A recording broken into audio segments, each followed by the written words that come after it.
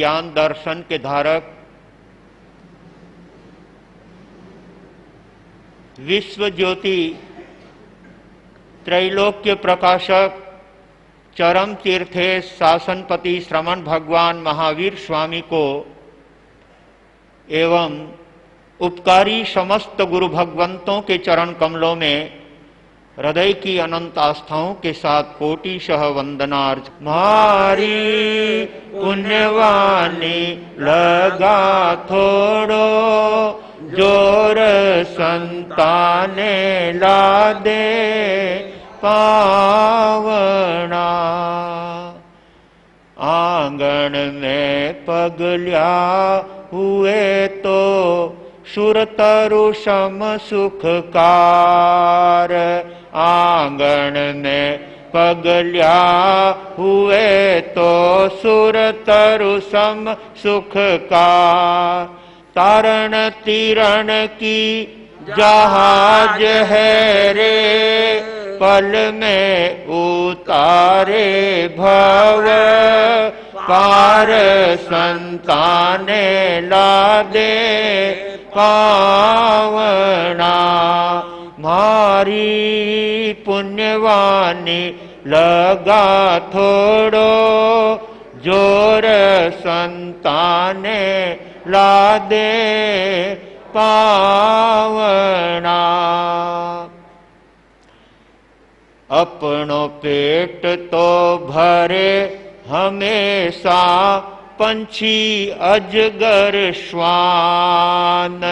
अपनो पेट तो भरे हमेशा, पंछी अजगर श्वान। मैं दुर्लभ नर तन ने पायो, मैं दुर्लभ नर तन ने पायो। आज सुपात्र देशु, दान संतान ला दे पावना। मारी पुण्यवानी लगा थोड़ो, जोर संताने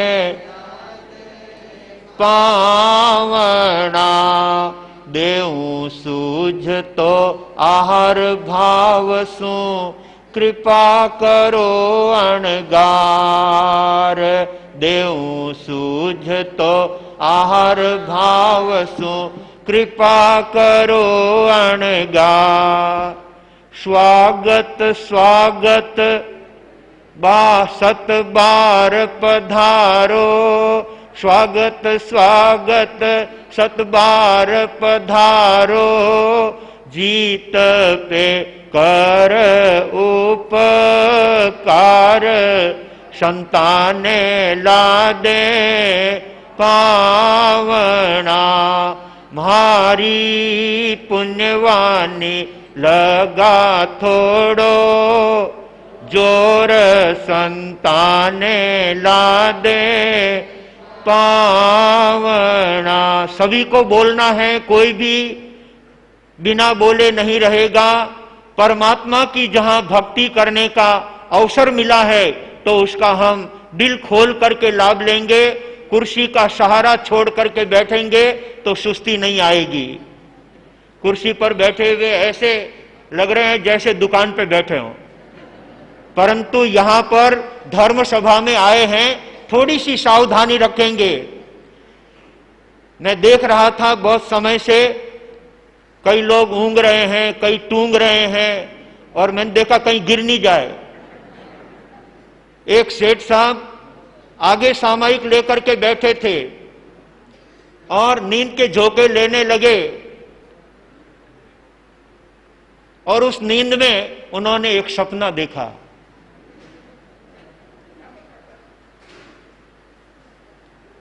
कपड़े की दुकान थी उनके, सवेरे सवेरे बोवनी के टाइम पहला ही ग्राहक आया था, और सपने में ग्राहक को बिनजने लग गए। बैठे कहाँ हैं? स्थानक में, गुरुदेवों के समक्ष। और निद्रा में सपना आया कि ग्राहक आया है, और उसने एक कपड़ा पूछा उन्होंने थान उतार करके उसके सामने रखा कि ले भाई देख कितना बढ़िया पोत है इसका। उसको भी पसंद आ गया। बोले सेठ साहब क्या भाव देते हैं? बोले 22 रुपया मीटर। क्या भाव देते हैं?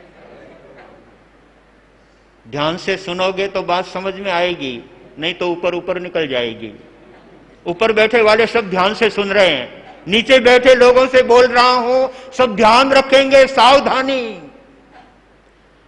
सेठ साहब दुकान पर बैठे हुए कपड़ा बिनज रहे हैं सपने में, और ग्राहक के साथ भावताव होने लगा। उन्होंने 22 रुपए मीटर बताया। ग्राहक ने कहा नहीं सेठ साहब 18 रुपए मीटर दूंगा मैं तो। उन्होंने कहा अरे भाई सवेरे सवेरे की बात है और इतना नीचे क्यों उतरता है? हमारे कम से कम जिस भाव आया है वो भाव तो लिए बिना कैसे रहूंगा? अगर पहली बोवनी में अगर मैं घाटे का काम करूंगा तो पूरा दिन ही मेरा वैसा ही निकलेगा। इसलिए ऐसा है कि मेरे 22 रुपए गए और तुम्हारे 18 रुपए गए, ये ले 20 रुपए में तुमको ये कपड़ा देता हूं। और जितने मीटर मांगा था उतना मीटर उन्होंने गिना और अपनी ओढ़ी हुई पछेवड़ी उसको फाड़ दी। व्याख्यान के अंदर ओढ़ी हुई पछेवड़ी फाड़ दी सपने में। सचमुच में नहीं फटी हो, मत सोचना कि पछेवड़ी फट गई, लेकिन सपने में उन्होंने अपनी पछेवड़ी फाड़ दी कि ये ले। सारे लोग देखते रह गए, ये क्या हुआ? गुरुदेव ने पूछा सेठ साहब कहां पहुंच गए? बोले गुरुदेव क्षमा करना, मैं दुकान पे पहुंच गया सपने में और पहला पहला ग्राहक आया उसको बिनजने लग गया और उसमें मैंने जो है ये पछेवड़ी फाड़ने का काम कर दिया। खैर ये तो केवल आपकी नींद उड़ाने के लिए बात कही है। ऐसा तब होता है जब हम असावधानी में बैठे हुए होते हैं। इसलिए सबको अपनी असावधानी दूर करना है और सावधान बनकर के प्रवचन का लाभ लेना है। हम यहां पर पर्युषण पर्वाधिराज की आराधना करने के लिए आए हैं। हम सब यहां पर आराधक बनने के लिए आए हैं। सभी को अपने अंतःकरण से दान, शील, तप और भावना की आराधना करना है। सबसे प्रधान तो भावना है। भावना से ही दान श्रेष्ठ बनता है, भावना से ही शील श्रेष्ठ बनता है और भावना से ही तप श्रेष्ठ बनता है। जब तक भाव नहीं आते तब तक दान, शील, तप से जो आनंद और जो लाभ आत्मा को मिलना चाहिए उससे हम वंचित रह जाते हैं। इसलिए भाव ऊंचे रखो, और जो लोग भाव ऊंचे रखते हैं वो सब सावधान हैं, और जो अब तक भावों को नहीं बढ़ा सके हैं वो सब असावधान हैं। इसलिए हम सबको सावधानी के साथ में प्रवचन का लाभ लेना है। देवकी महारानी की बात अपने यहां पर चल रही है और उनके यहां पर 6 मुनिराज 3 के संघाड़े से गोचरी के लिए पधारते हैं और तीनों संघाड़ों को देवकी महारानी ने बड़ी उदारता के साथ, बड़ी उत्तम भावनाओं के साथ, आज मेरा कैसा सौभाग्य है, अच्छे कार्य का संयोग होना, अच्छा कोई वास्ता अपने जीवन में पड़ना, ये हमारे सौभाग्य का सूचक है। देवकी महारानी मुनियों को पधारना अपना सौभाग्य समझती है और तीनों मुनिराजों को उन्होंने बहुत भक्ति भावनाओं से प्रतिलाभित किया। तीनों मुनिराज अपने अपने स्थान पर चले जाते हैं। अरिष्टनेमि भगवान के चरणों में पहुंचकर उन्होंने आहार पानी बताया और अपना बेले का पारना करने के लिए एकांत में जाकर के वो पारना करते हैं। इधर देवकी महारानी के मन में संदेह हुआ कि एवंता मुनि ने मुझे आशीर्वाद दिया था कि 8 पुत्रों को जन्म देगी, लेकिन मैं तो आज देख रही हूं कि साक्षात ऐसे देव पुरुष 6 भाई 6 मुनिराज जो मेरे यहां पर आए, वो वास्तव में किस माता ने उनको जन्म दिया है मैं नहीं जानती, लेकिन क्या वो मुनिराज की बात अन्यथा हो सकती है? और देवकी महारानी अरिष्टनेमि भगवान के चरणों में पहुंचती है और वहां पहुंचने के बाद जब परमात्मा ने देवकी महारानी के संदेह को दूर किया। वो तो केवल ज्ञानी, केवल दर्शी थे। किस व्यक्ति के मन में क्या भाव चल रहे हैं, वो सबके घट घट के भावों को जानने वाले होते हैं। देवकी महारानी के भावों को समझकर अरिष्टनेमि ने कहा, हे देवकी, जिन 6 मुनिराजों को तुमने आज आहार से प्रतिलाभित किया था, वो 6 ही भाई तुम्हारे अंगजात हैं, तुम्हारे पुत्र हैं। ये बात सुनकर के देवकी को इतना हर्ष होता है, इतना आनंद आता है कि सचमुच ये मेरे अंगजात हैं, ये मेरे ही पुत्र हैं। एवंता मुनि की बात अन्यथा कैसे हो सकती है। अब वह अरिष्टनेमि भगवान से ये बात जानने के बाद वापिस दोबारा उन मुनिराजों के पास जाती है। पहले एक बार वंदन करके आ गई थी, लेकिन अब उसको ये पता लगा कि ये मेरे ही पुत्र हैं, तो पुनः उनके पास जाती है और उनको भावपूर्वक वंदना करते हुए अनिमेष दृष्टि से उनको निहारती है। जहां अपनापन आता है, वहां एक अलग ही भावना दिल के अंदर उत्पन्न होती है। देवकी महारानी उन्हें देखते देखते उनका रोम रोम पुलकित हो जाता है। जवा कुसुम की तरह उनका शरीर एकदम विकसित हो गया। कहते हैं कंचुकी की कशें टूट गई और उनके स्तनों से दूध की धारा निकल पड़ी।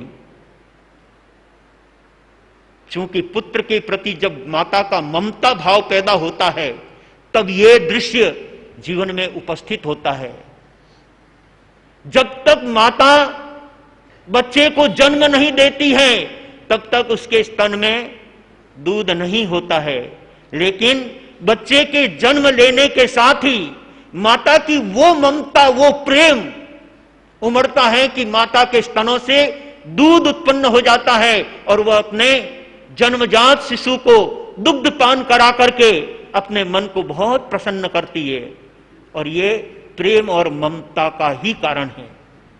जिस समय चंडकोशिक सर्प ने परमात्मा के अंगूठे में डंक मारा, लेकिन परमात्मा तो सभी के प्रति प्रेम रखने वाले थे, सभी के प्रति प्रीति रखने वाले थे। वो अपने प्रति अपकार करने वालों के प्रति भी उपकार करने की भावना रखने वाले महान आत्मा थे। परमात्मा ने चंडकोशिक का बुरा नहीं माना और वे चंडकोशिक को उस समय में बोध देते हैं। क्रोध में आकर उसने फण अंगूठे पे मारा, लेकिन खून के बदले है निकली दूध की धारा।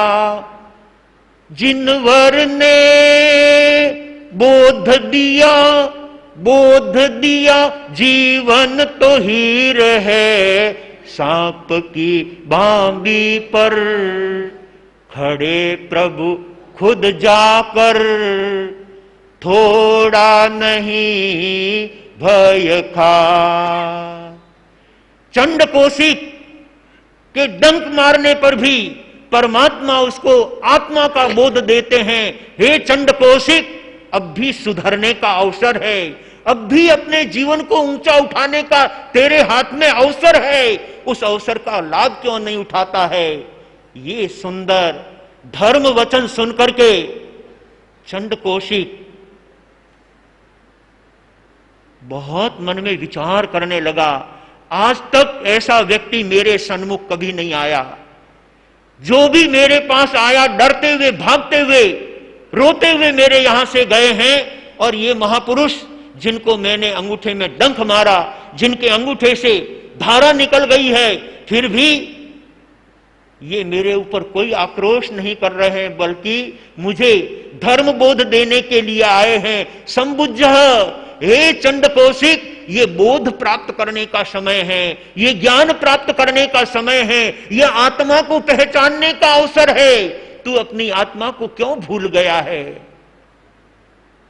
आत्म स्वरूप ने जेने न जानियो, आत्म स्वरूप ने जेने न जानियो, सरवाले मींडा मुकाना रे, जरा सरवालो मांड जो, सरवाले मींडा मुकाना रे, जरा सरवालो मांड जो, जिंदगी मां केटलू कमाना रे, जरा सरवालो मांड जो, जिंदगी में केटलू कमाना रे, जरा सरवालो मांड जो, लाव्या ता केटलू ने लई जवानू केटलू, लाव्या ता केटलू ने लई जवानू केटलू, आखरे तो लाकड़ा ने छाना रे, जरा सरवालो मांड जो, आखरे तो लाकड़ा ने छाना रे, जरा सरवालो मांड जो, जिंदगी मां केटलू कमाना रे, जरा सरवालो मांड जो, जिंदगी मां केटलू कमाना रे, जरा सरवालो मांड जो। जिन्होंने अपनी आत्मा को पहचान लिया वही वास्तव में उत्तम धर्म का कार्य करने के लिए तत्पर बनता है। आज से 47 साल पहले इसी सादड़ी में न्याती नौरे में जिन संतों ने चातुर्मास किया उसमें एक मैं भी था। सन 75 में हमने न्याती नौरे के अंदर चातुर्मास किया था। उस समय में रतन मुनि जी महाराज साहब, जिनकी क्या प्रवचन की शैली थी, क्या उनका संभाषण था, एक एक व्यक्ति के ऊपर उनकी नजर रहती थी। 1000 व्यक्ति बैठे हैं, उनके नजर में हर व्यक्ति रहता था और वे उस व्यक्ति को इंगित करते हुए वो बात कहते थे कि जो उनके दिल को छू जाती थी। और उनका अंतिम प्रवचन इसी पंक्तियों से था।